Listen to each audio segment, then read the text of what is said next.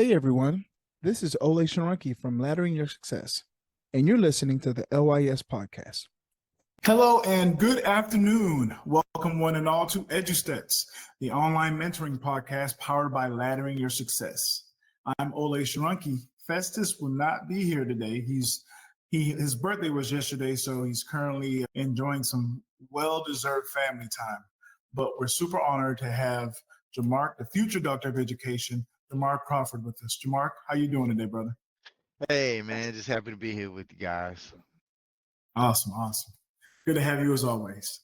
And of course, we've been blessed again to have the presence of the one, the only, that guy, to him be his own, Daniel Clayton Hill. Daniel, how are things at the top of the hill, buddy? Man, kind of windy, but you know what I'm saying? That right there is just the consequences of being great. No, I'm glad to be here, baby. That's an observation that only someone on the top of the hill would be able to give us. So let's go ahead and jump into the discussion for today. We're still discussing the potential removal of the U.S. Department of Education. Why? Education is huge, number one.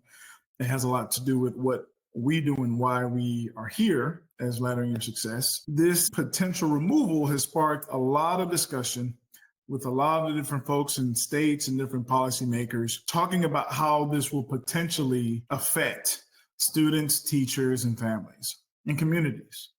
And so here are some of the trends and some of the arguments that we've seen, and these are some of the things we're going to discuss today. So one of the things we've been hearing a lot about is state level authority. So instead of the federal government handling a lot of these issues in regards to education, that power is going to be going to the states. And so now a lot of folks are saying the states have more resources, the states have more infrastructure to be able to manage education on their own. This means using things like technology, data, I guess we can call it data pooling or gathering of data, and creating programs just based on the needs of the folks from a state level. Some people who make law, some policymakers, they want to transfer some of that authority back to the states to just get the pressure off of the federal government. Now, some people feel that if we do things like this, one of the main issues is if we do something like removing the Department of Education, that a lot of inequalities that we already deal with are going to widen, right? Because if you don't have the federal government looking at things that are happening in the states, they could create standards or things that could potentially create disadvantages for students in underfunded areas. So some of the impacts, you have people talking about the loss of federal funding. You have people talking about standards that could play a part, take away from students or families or communities that don't have. And you have people who also feel like these things could lead to reduced accountability, right? If it's only the state, we're the ones who are going to make these rules, who are going to make these laws that everyone has to follow. And maybe there's some question to the constitutionality of it. Is this constitutional? Is this fair? Who's going to be able to oversee and be able to stop those things from happening, right? And so that's kind of what we've been talking about. But I wanted us to talk a little bit about some of the social implications of these things, right? And of course, we're not saying that these things are going to happen, but one of the things that I really love about LYS is that we try to be proactive as opposed to reactive. And I think we do a pretty decent job. Of course, we can always do better, but of looking at history and seeing how history has played a role in a lot of these things. So I want to talk a little bit today about some of the social implications of these things that could be potentially happening. One of the things is the widening economic inequality. So if certain areas aren't getting the fair share of access in regards to education, well, that means they're going to have less access to resources that can eventually help them further their economic attainment and what they can do in their lives and how they affect people in their communities. So one of the things I want us to think about is widening economic inequality, the erosion of just social cohesion. One of the things I remember I used to always hear us talk about was the social contract, right?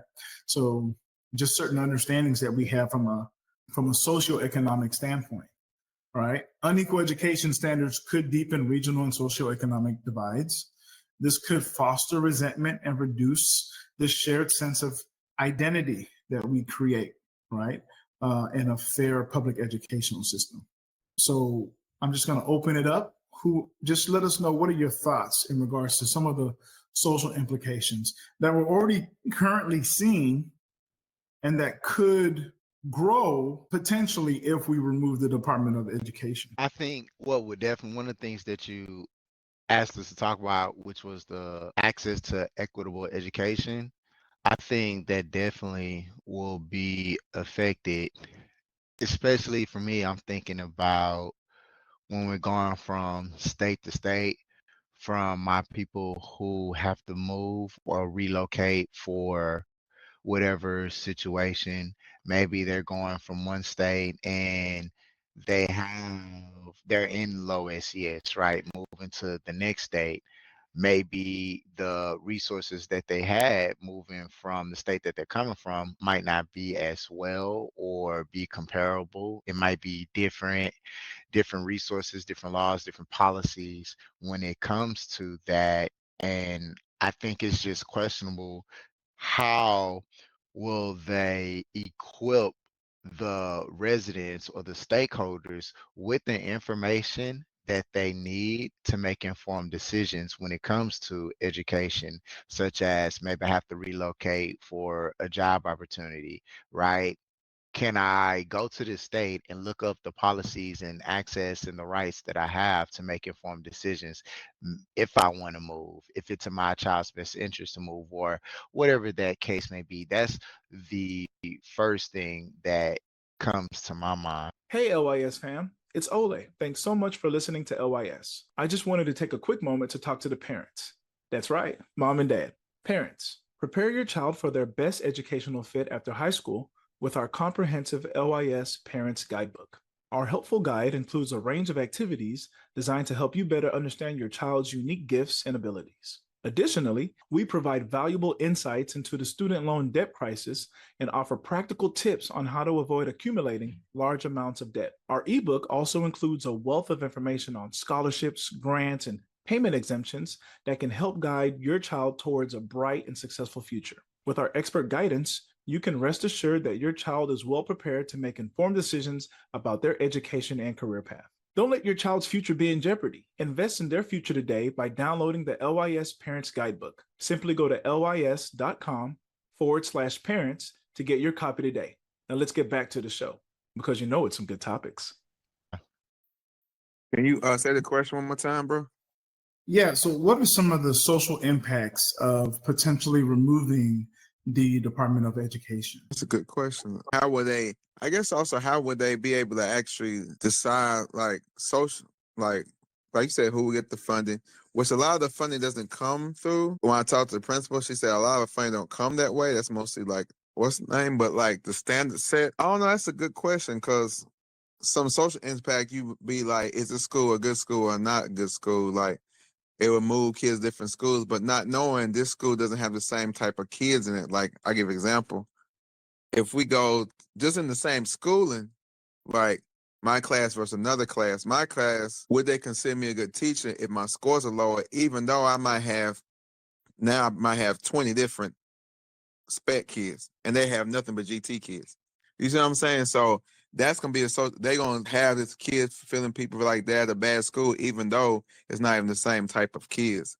So financially, I don't know, because when I was talking to like a principal one time, they was like, most of our money doesn't come that way. But socially, some schools might go down, and I personally, I'm not gonna lie, I feel like a lot of schools are gonna go down, even the higher ones, because now it's gonna be like people gonna think it's the schools, not their child.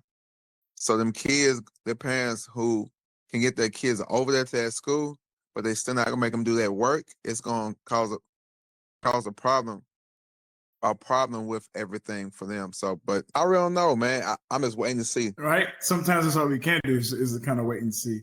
I want to talk about, and we've kind of already mentioned this. I think, Crawford, you mentioned, if you're going from state to state, So if your family's moving from one state to another, it could be interstate.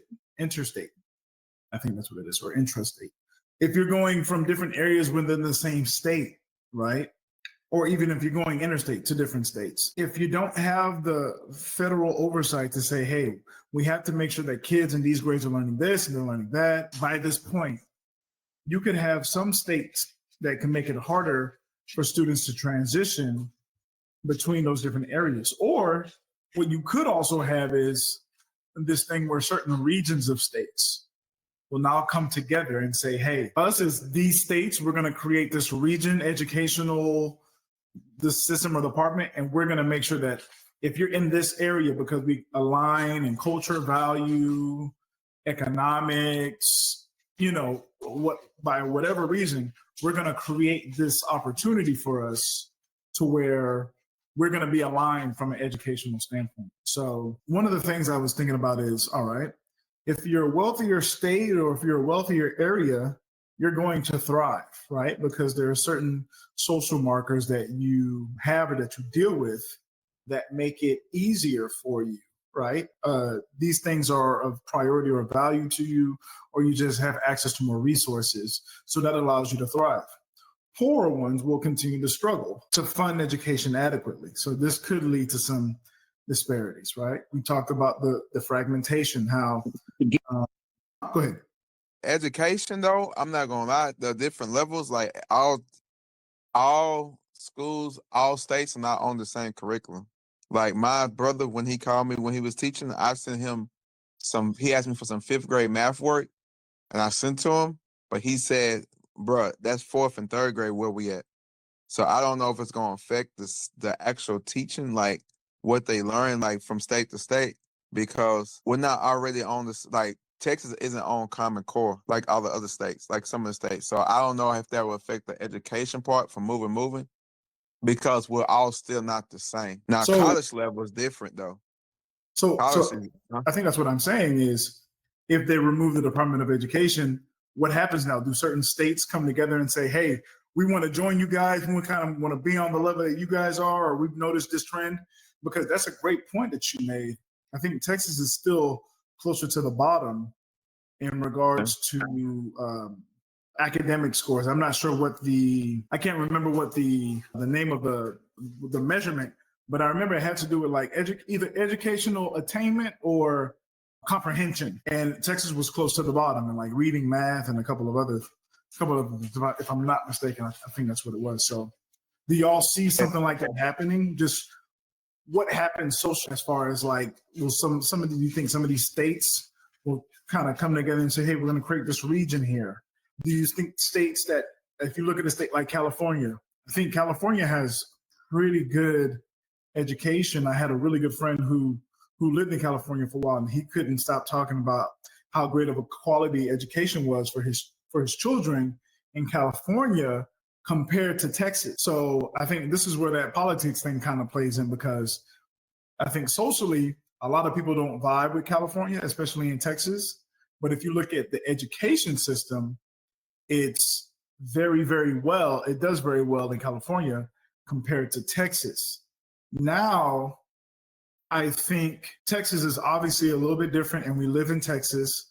I think one of the things that will continue to happen is the wealthier areas will continue to thrive, while the more impoverished or lower income areas will continue to struggle. And so I guess one of the things I've been thinking about is, if the lower income areas are still going to be struggling, what does that look like? What's the effect of that socially? Hey, LYS fam, it's Ole once again. These days, many families are busy but want personalized attention. We at Laddering Your Success understand this dilemma and have created a unique approach to help guide you and your child with personal development tools to build a life of purpose. This intimate approach is helpful for those parents that feel the need to have a focused heart-to-heart conversation deciding on the next steps after high school. We provide individual post-secondary planning, virtual customized college and career counseling, and scholarship guidance and planning. Our one-on-one sessions are tailored to each individual student to maximize their potential in the post-secondary realm. With our guidance, your child will be able to make their dreams a reality. Don't wait. Simply go to lys.com/parents to get your copy today. Now let's get back to business on this podcast. What's the effect of that socially? And so, yeah, I'm just going to leave that open there because I had a question, but I wanted to wait. If you want me to clarify, I'll totally clarify. I want to see how they going. Like I said, I got a feeling like people think it's going to be great, but depending on two things. If the school that accepts them, are they still gonna be looking for like the kids with high achieving, or they just going, or if they're gonna be like people who just try and get like the charter schools, they're gonna look for the ones high achieving and do work, or now it's open, they're gonna try to get out money if they want to. Because if that comes about, then everybody's gonna try to send their kids a certain area, but they still not gonna do what needs to do. Like Festus kids get 2 hours of homework a night, Something like that, yeah. 2 hours of homework. They don't even like. Let's say they don't even like these kids getting homework at all at night. So if different, like everybody thinks all kids are the same, which that's just no. Because if all kids are the same, then all grown people be the same. You know what I'm saying? All parents be the same. All teachers be the same, right? But I just got a feeling that they think that everybody getting an option to go a certain place is going to raise up the scores everywhere. But I just got a feeling that all these schools is high achievement. If they don't keep the standards of like who they let in, then everybody's scores gonna go down. Mine might go up because certain kids, or they might break it down to like, I'm just trying to see what's gonna happen because people got all these high hopes, not understanding that everybody's not the same. So I'm just trying to wait to see for real, bro. I ain't gonna lie. I actually feel like That based on the question, Olay, I think that there'll be unequal workforce readiness. So when we're looking at the residents that are of low socioeconomic status, I think their readiness for the job force or the workforce won't be as equitable of students that are their counterparts of a higher SES. And I think employers may have difficulty finding workers with consistent, qualifications and certifications. I think that the skill levels will vary so much to where it'll limit national competitiveness and economic growth.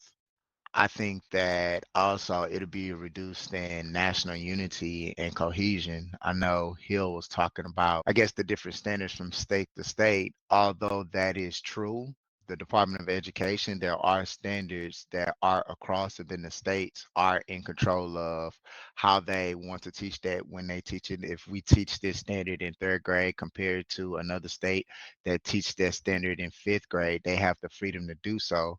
But when we dismantle that Department of Education and leave it up to the states on their own to develop their own curricula, then that's where we lose that commonality and that cohesion amongst the different states. So maybe this part of algebra in this state we teach over here, but in this other state we don't teach that part of algebra instead of which grade level that we teach this same standard. Those could be the differences, that which again leads back to what I said, unequal workforce readiness, because people will have different skill levels and things of that nature. No, definitely.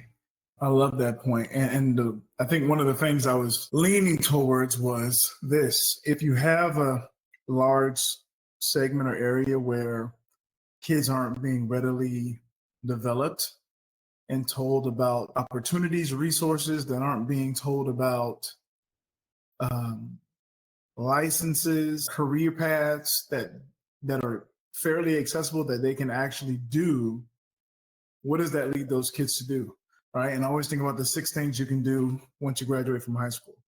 You can either go to college, you can go to trade school, you can join the military, you can start a business, you can get a regular job, or you can sit on your parents' couch. I think that last one, sitting on your parents' couch, I think you're going to have a huge increase in that. Or, I think that, there's going to be some sort, if you don't create those opportunities for students to have a be no do. If a student doesn't know what the values are, if a student doesn't know where their resources are and how to get access to them, if a student doesn't know how to execute with excellence, you essentially don't have a sense of personhood. So you have no idea of where you stand within anything. And so I think that leads to a lot of downward trends. Prison, abuse, addiction, just, areas of stagnation. And I think that's a huge, huge issue. And so one of the things I thought to myself is, we have to understand this. We have to do a really good job of understanding the system. And the system needs people at different levels. The system can't have everybody being an Elon Musk. The system can't have everybody being a Jeff Bezos. The system can't have everybody being a Bill Gates, a Zuckerberg. It can't. The system has to thrive on a few being up there at the highest levels, and essentially the majority of folks being somewhere in the middle. Either you're high middle, you're middle middle, or you're low middle, and a portion of a lower portion that's just below at the very bottom. And with that comes certain consequences, right? The 34-year-old who's still working at Burger King, the prison convict, the person who's in prison. And so we have to really understand, where do we lie within this system, and what are the trends that have continually allowed us to be here? That's kind of the thing that I'm thinking about when you say you're going to defund or you're going to remove the Department of Education.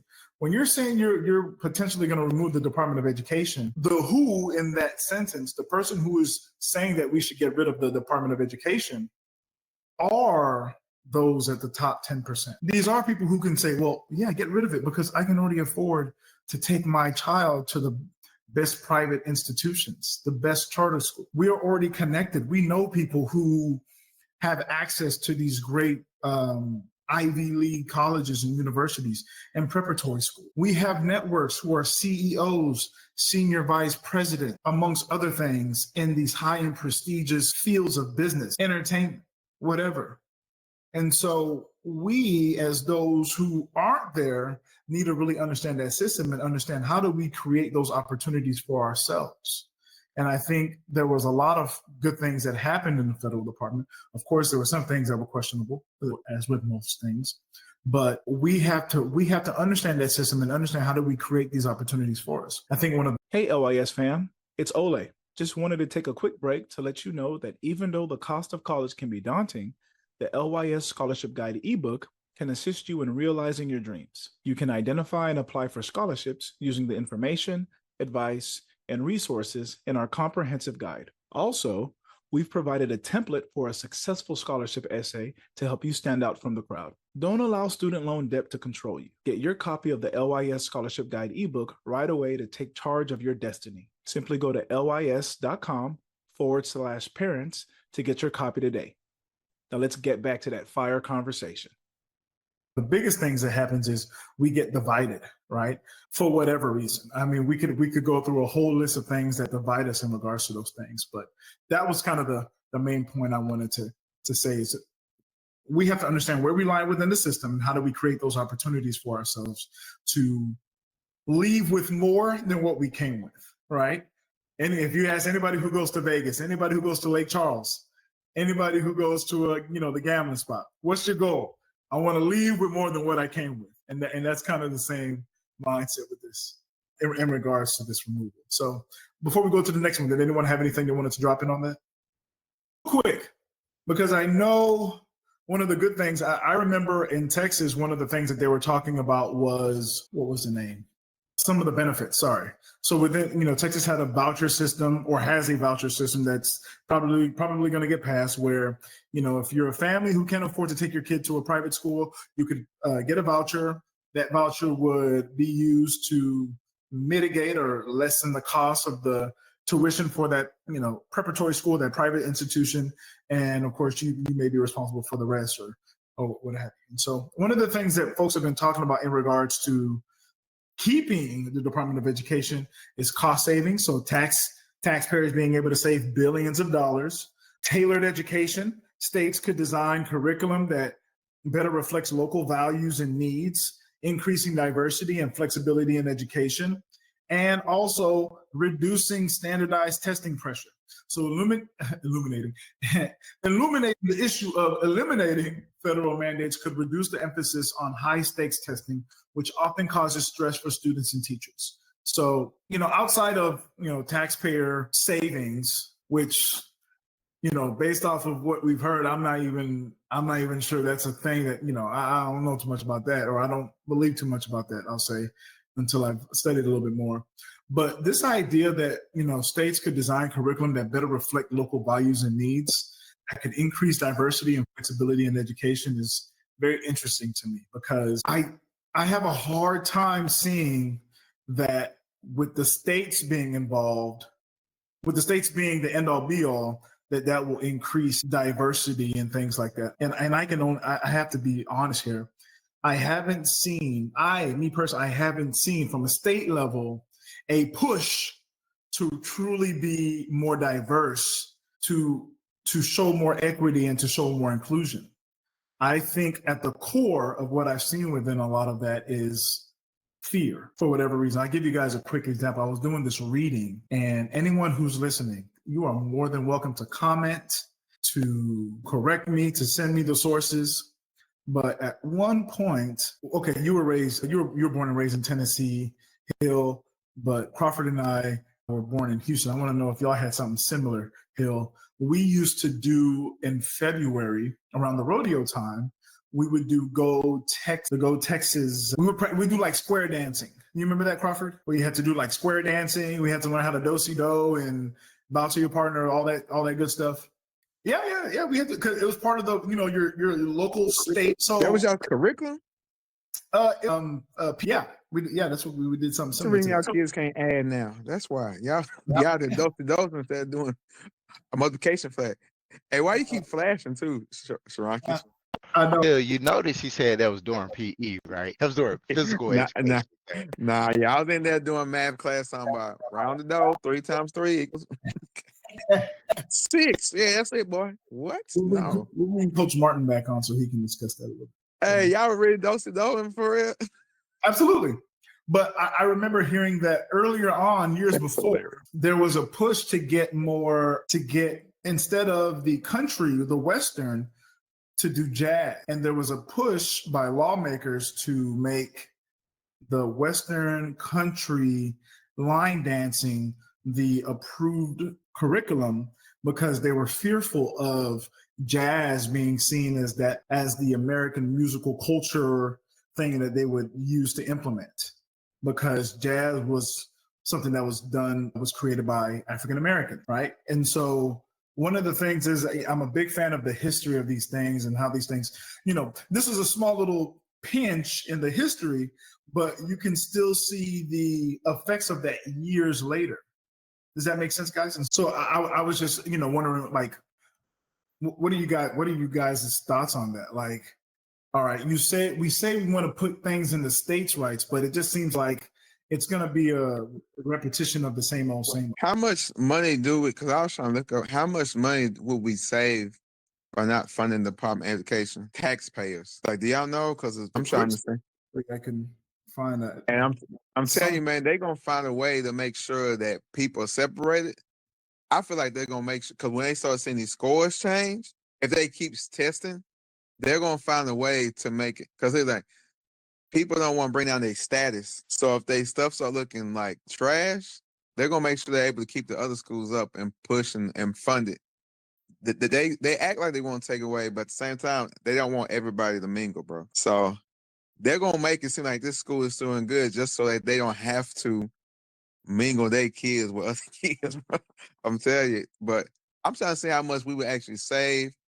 I don't know, maybe each state, but like, I don't know how it's going to work. Because, like Crawford on the college level, I don't know how everything's going to work when they get to the college level. Will they all be ready? So I guess Crawford can speak more on that, because I'm sure he probably done taught kids who come from other states too, huh? Yeah, so how are those kids? Were they higher up, lower, or about the same? Do you not? All academic struggles are different. It varies. So it just still varies. So students have struggles and things that they need to learn. So I'm not like at the college level, I'm not focusing where they came from and where those struggles came from in that particular situation. It's all right, just like in the classroom, where they came from and where the struggles came from are out of my control. What's in my control is the tools and the skills that I can equip them with right now to close those gaps. Yeah, and to answer your previous question, Hill, I think when I did a little research, I brought up a great point. It said it could save billions, but it's really hard to show how that billions in savings could actually affect taxpayers. Yeah, that's what I'm saying, because they always say billions. Let's just say it saves $80 billion, right? No, let's say it saves $10 billion, right? But there's 100 million taxpayers. That's only $100 a year, bro. So like, is it really going to, like, that's not even $10 a month. Oh my, oh wow, it saved me $9. Like, you know what I'm saying? Like, is it really going to save me? Now, if it starts saying like literally it'll save me like $1,000 or $2,000 a year, but that's impossible because that means it'd be trillions.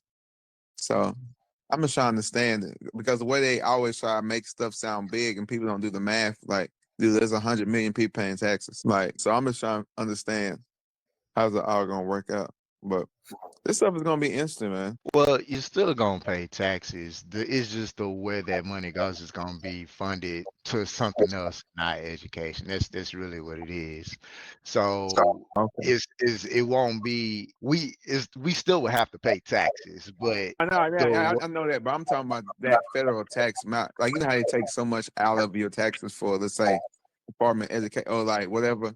Will that actually go back to us, or I mean, would that $9 a month or $10 a month, or is that say if it's like $50 billion, right? So now does each state just automatically keep that $1 billion and help educate the schools? Is that how it's going to do? Instead of the department telling you like, oh, if you don't reach this point, I won't send you the money. Like when they was doing all the little like they was about to do all that stuff, where certain states couldn't get the money. Would the state automatically get that $1 billion to help push the schools through, help give teachers raises, help buy more devices and stuff for kids? That's what I'm just trying to understand. Hill, I think you bring up a great point. I think the question that you ask is the question that every single family in the community that is considered underserved should be asking. But I also think that the issue is the majority of those folks who live in those areas don't know to ask those questions. I think this is one of the big things, and I would, guys, please, just jump in, cut me off. I'm messing with you. All right, go ahead. No, how you doing? No, go ahead, bro. I just had to mess with you. I think about the average person who lives in an underserved community. They feel defeated. They feel not heard. They feel apathetic to the point of like, what's the point of me even complaining when nothing's going to happen? So a lot of times, we can have a defeatist mentality before we even jump in and do these things. Prophet, I would love to get your thoughts on that as far as like folks who have been fighting for so long. It's very easy for you to just get worn out and say, again, we got to deal with this. Like, I just love to get your thoughts on how does the person living in that community, because this is a thing that we've talked about within the last couple of weeks, right? It's the whole thing of like, you grew up in an area that was impoverished, so you left because you didn't see anybody trying to build it up. So you went somewhere else where it was built up. And now you want to come back and build it up. Like, and it's like you're seeing like people who don't want to build up, people who are dealing with this, people who are dealing with that. What are some of your thoughts in regards to that? Are we talking about these people who are in basically poverty communities and then they grow up to move out of the poverty communities, or like what angle we talking or context? We're talking about people who live in impoverished communities right now. People who live in impoverished communities right now and are seeing these things that could be potentially happening along with what's currently happening, and their current state of mind, and being able to deal with that in the present. Yeah, I think the unknown is what will bring that anxiety to most people in those circumstances that maybe struggle with perseverance and resilience. Because of the unknown, they are used to the system as it is today, just like how us on this panel, we have certain questions, especially when they are talking about the funding of the Department of Education, which you went down certain lists where basically the accountability part would change and that will move to the state level. So in your example, how I could live in a impoverished community, grow up, get an education, and level the or open doors for more opportunity for success for my family. I can now move out of that community, whether it's moving to a different state or whatever, and providing better for my family. But now with we don't know what that accountability is going to look like when it comes from state to state. Will I even be able to get an education to where I'm more marketable in the sense that I can move from Texas to Louisiana to California to wherever and get the same type of job with the same level of pay? Or because Ole, you were talking about states tailoring the curriculum based on that their particular needs within that state. Well, the needs of the states may differ from state to state. So that means we have all these different curriculums that now decreases, or it could possibly decrease my market value if I lived in Texas. I got this education with the college and so on and so forth to better my opportunity, but it's my opportunities now plateaued, seeing that my skill level is only catered toward Texas. So that means if I was to move to Oklahoma, do I have to get a whole new set of skills or education to be able to thrive in Oklahoma or Washington, D.C., and many other different places? So I can see that it can definitely be a tough time for families that are in impoverished communities and relying so much on education to for their children to have better opportunities in the future. So just like Hill said, yeah, just really wanted to know some answers and some guidelines on how they plan to roll this out if the Department of Education does indeed close. That's instant, man. Yeah, I just want to see. I want to see, like, I think you was focused on like the impoverished. Like, I guess at the same time, like, we still got to focus on like, are the people going to want, like, I just learned like that some of these schools, like the upper class, the schools just now got 1-to-1. Like they might have it at the house, but in classrooms they just got 1-to-1. We've been 1-to-1, so some of these areas we say are impoverished actually has the stuff they need, but are you going to actually use it? So remember, I think we was at the house when he's talking about New York, right? At Festus house, and that dude said them schools look like $1 million classrooms. Was that man whose son's like a senator or something? Yeah. Or Yeah. yeah, but the kids ain't doing their work. So it's like it doesn't really matter how much funding you get, whatever you get, if a person doesn't want to do it. And like I don't know what's causing them to do that. There's always like Crawford always say there's always something, you know what I'm saying? But at the same time, we have to fix that something because you can give everybody everything they need.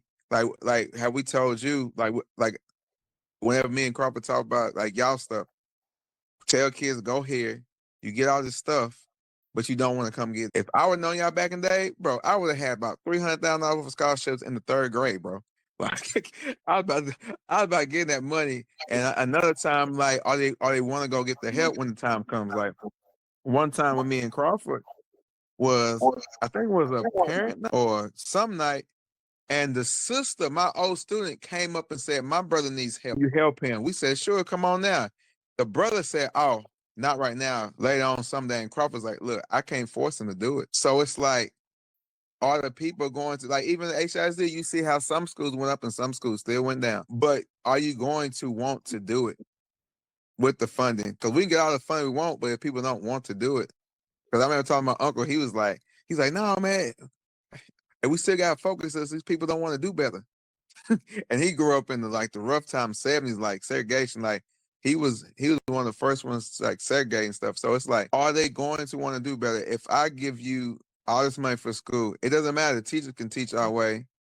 Are the people, the kids, the parents want to do better? And I like what Crawford said too when Crawford was talking about skill set.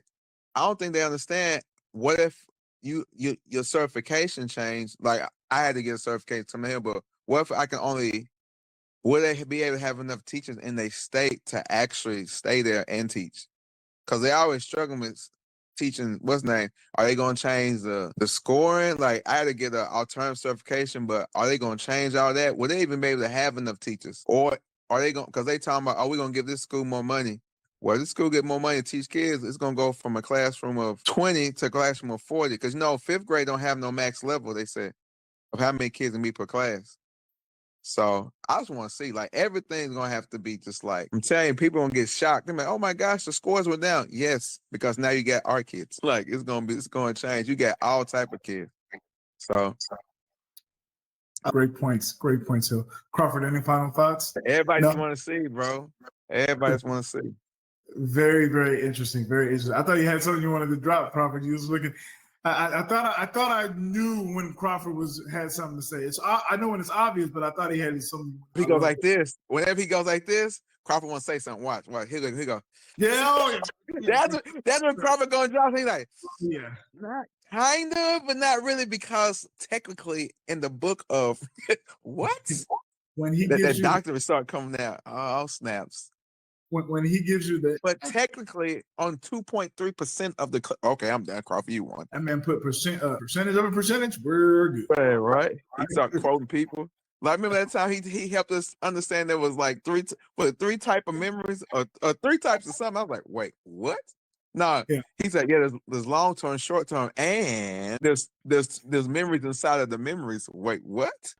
It's actually episodic and semantic memory, sir. There you go. That's what it was.